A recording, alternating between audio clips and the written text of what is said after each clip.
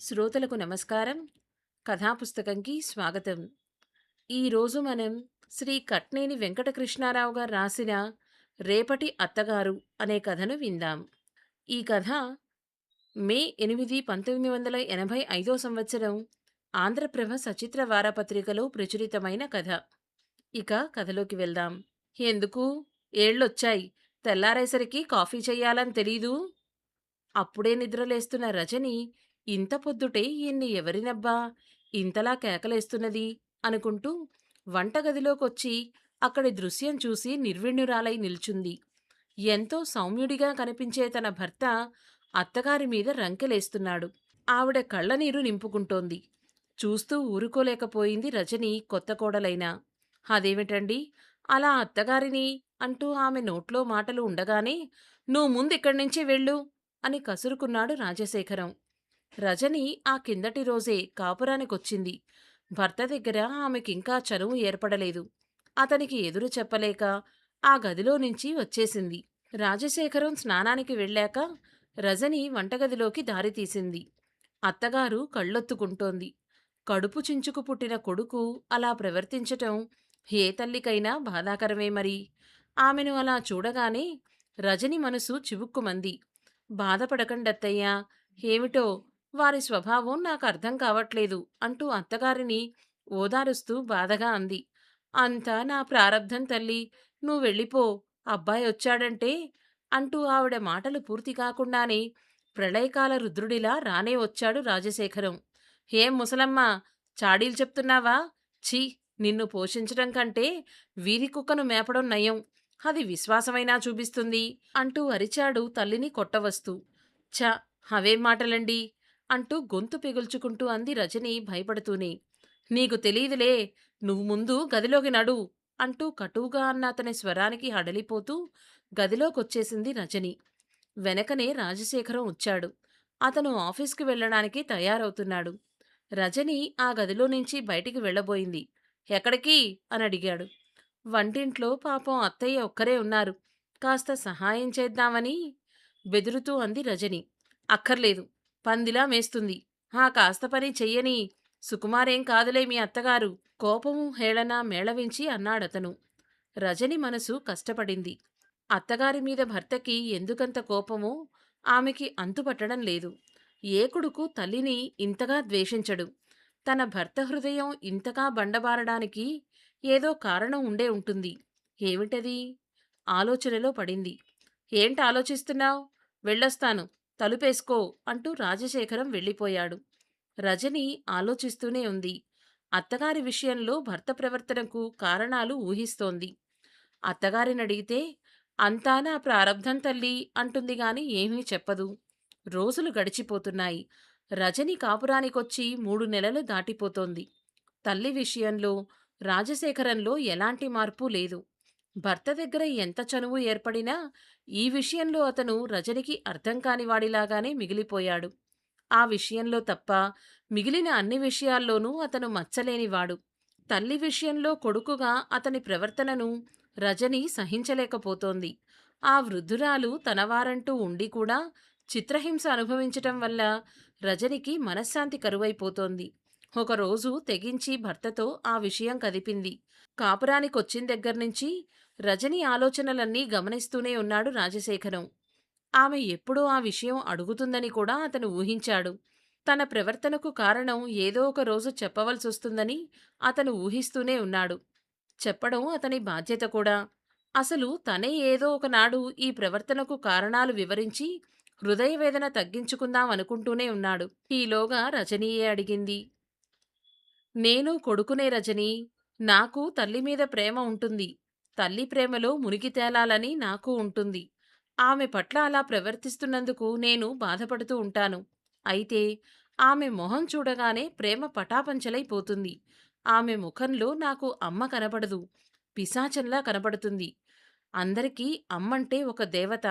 నాకు మాత్రం రాక్షసి, ఒక గయ్యాళి. ఆవిడ నోటికి భయపడి నాన్న కుక్కిన పేనులా ఉండేవారు. దానితో ఆమె ఆగడాలకు హద్దులు లేకుండా పోయాయి. మా నాయనమ్మ ఒక దేవత. నన్నెంతో ప్రేమగా చూసుకునేది. నేనంటే తహతహలాడిపోయేది. అది మీ అత్తకి గిట్టేది కాదు. ఆ వృద్ధాప్యంలో నాయనమ్మ చేత ఇంటి పనే కాకుండా పశువుల పని, పొలం పని చేయించేది. ఈమెకు ఏ కోసానా దయాదాక్షిణ్యాలు ఉండేవి కాదు. రోగం వచ్చినా, రొస్టొచ్చినా ఇంటి చాకిరీ సమస్తం నాయనమ్మ చెయ్యాల్సిందే. ఎంత చేసినా ఆమెకి మెప్పు లభించేది కాదు. పైగా తిట్లు, పాట్లు. నాయనమ్మకు మా నాన్న తప్ప ఇతర సంతానం లేదు. ఇంకెక్కడికి వెళ్తుందావిడ? నాయనమ్మంటే నాకు ప్రాణం. నాయనమ్మ దగ్గరికెళ్తే చాలు. ఈవిడ నన్ను చావబాదేది. నన్ను అడ్డం పెట్టుకుని నాయనమ్మను అడ్డమైన తిట్లు తిట్టేది. ఇంతలో నాన్నగారు చనిపోయారు. అప్పటికే మీ అత్త చెలరేగిపోయింది. ఇక నామమాత్రంగా ఉన్న ఆ కాస్త అడ్డు తీరిపోవడంతో ఇంకా మితిమీరిపోయింది. చెట్టెంత కొడుకు మరణించటంతో కుంగిపోయింది నాయనమ్మ. దానికి తోడు కోడలి చిత్రహింసలు. బ్రతికి ఉండగానే నరకం చూసింది ఆ మహాతల్లి. గోరు చుట్టు మీద రోకటిపోటులా నాయనమ్మకు పక్షవాతం వచ్చింది. నౌకరుతో నాయనమ్మను పశువుల కొట్టంలో పెట్టించిందీవిడ. అప్పుడే ఊహ తెలుస్తోంది నాకు. నేను సహించలేక ఎదురు తిరిగాను. నా ఎదురుగా తన ఆటలు సాగవనుకుందేమో. చదువు వంకన నన్ను హైదరాబాదు పంపించేసింది. ఆ రోజు ఆ రోజు నేను జీవితంలో మరచిపోలేని రోజు. అప్పుడు నేను డిగ్రీ చదువుతున్నాను. కాలేజీకి వెళ్తుండగా మా ఊరి మనిషి కనపడి పలకరించాడు. "ఏం బాబూ, మీ నాయనమ్మ చనిపోయినా మన ఊరొచ్చావు కాదు" అని నిష్ఠూరంగా అన్నాడు. మోయలేని బరువేదో నెత్తిన పడినట్లనిపించింది నాకు. "ఏమిటి? నాయనమ్మ చనిపోయిందా?" అని పిచ్చిగా అరిచాను. "అదేంటి బాబూ, మీకు తెలీదా?" అని విస్తుపోయాడు అతను. అతను చెప్పిన సంగతులు ఇవి. చివరి రోజుల్లో నాయనమ్మ పడ్డ బాధలు చెప్పతరం కాదట. వేళకి భోజనం ఉండేది కాదట. మందులు అసలే లేవట. అదేమని ఎవరైనా అడిగితే రాక్షసిలా పడేదిట మా అమ్మ. ఆమె నోటికి జడిసి మౌనంగానే ఉండిపోయారు అందరూ. చివరి క్షణంలో నన్ను చూడాలని ఎంతగానో తపించిపోయిందిట మా నాయనమ్మ. నా పేరే తలుస్తూ కన్ను మూసిందిట అంటూ చెప్పుకొచ్చాడు. మా అమ్మ సంగతి నాకు బాగా తెలుసు. మా నాయనమ్మ విషయంలో అతను చెప్పినవేవీ అతిశయోక్తులు కావు. నిజానికి అంతకంటే ఎక్కువ బాధలే అనుభవించి ఉంటుంది ఆ వృద్ధురాలు. ఇప్పుడు చెప్పు, నాయనమ్మకు నేనంటే ఎంత ప్రాణం. అటువంటి నాయనమ్మ చివరి చూపు కూడా నాకు దక్కనీయలేదు ఈవిడ. నాయనమ్మను ఆ వృద్ధాప్యంలో రంపపు కోత పెట్టిందే, అసలు ఈవిడ మనిషేనా? అటువంటి దానిని నేనెందుకు ఆదరించాలి? ఇలాగే చిత్రహింసలు చేస్తే ఆమె పాపానికి పరిహారం అవుతుంది ఆవేశంగా అన్నాడు రాజశేఖరం. ఉద్వేగంతో అతని కళ్ళ వెంట నీళ్లు కారుతున్నాయి. వింటున్న రజని కళ్ళ వెంట కూడా ధారాపాతంగా నీళ్లు కారుతున్నాయి.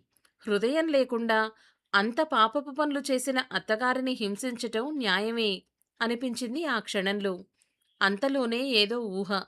ఆ ఊహకే కంపించిపోయింది ఆమె. అంతవరకు ఆమెనే పరిశీలిస్తున్న రాజశేఖరం, "చెప్పు రజని, చెప్పు. దీనిలో నా తప్పే ఉంది?" ఆత్రంగా అడిగాడు. కన్నీళ్లతో అంది రజని. "తప్పేనండి. ఆమె ఎంత పాపపు పనులు చేసినా మిమ్మల్ని కన్నతల్లిగా ప్రేమించింది. మీరు ఇంతటి వారైనారంటే దానికి కారణం ఆమె కాదా? ఆవిడ చేసిన అవివేకపు పనికి మనం జీవితాంతం హింసించకూడదు. ఈ వృద్ధాప్యంలో మనం చూపే నిరాదరణతో ఆమె ఎంత క్షోభ అనుభవిస్తుందో ఒక్కసారి ఆలోచించండి. ఆమె ఎన్ని పాపాలు చేసినా ఒక తల్లిగా, ఒక వృద్ధురాలిగా, మమకారానికి దూరమైన ఒక దీనురాలిగా ఆలోచించండి. మనకు పిల్లలు పుట్టాక వాళ్ళ ఎదుట మనం అత్తగారిని ఇలా హింసిస్తుంటే, ఇప్పుడు మీలాగే వాళ్ళ మనసులో మన మీద ద్వేషం ఏర్పరచుకొని, మనల్ని మన వృద్ధాప్యంలో ఇంతకంటే ఘోరంగా ట్రీట్ చేస్తే ఆలోచించండి. ఆవిడ చేసిన తప్పే మనమూ చెయ్యకూడదు. అత్తగారు చేసిన తప్పులకి పశ్చాత్తాపపడుతున్నారు. చచ్చిన పావుని మళ్ళీ మళ్ళీ చంపడం మంచిది కాదు.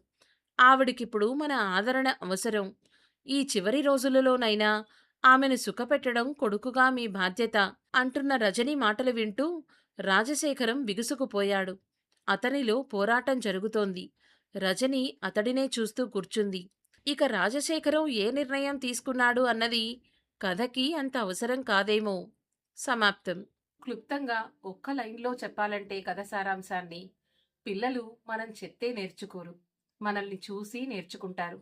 మనం పెద్దవాళ్లతో ఎలా బిహేవ్ చేస్తున్నామో, రేపొద్దున మనం పెద్దవాళ్ళమయ్యాక వాళ్ళు మనతో కూడా అలాగే ప్రవర్తిస్తారు. కనుక కోడళ్ళు జాగ్రత్త. మనం కూడా రేపు అత్తగారులం అవుతాం. అర్థమవుతోంది కదా! ఆలోచించండి. మరిన్ని సందేశాత్మక, సామాజిక, వినోదాత్మక కథలు వినాలి అనుకుంటే కథాపుస్తకం ఛానల్‌ని సబ్స్క్రైబ్ చేసుకోండి. ధన్యవాదాలు.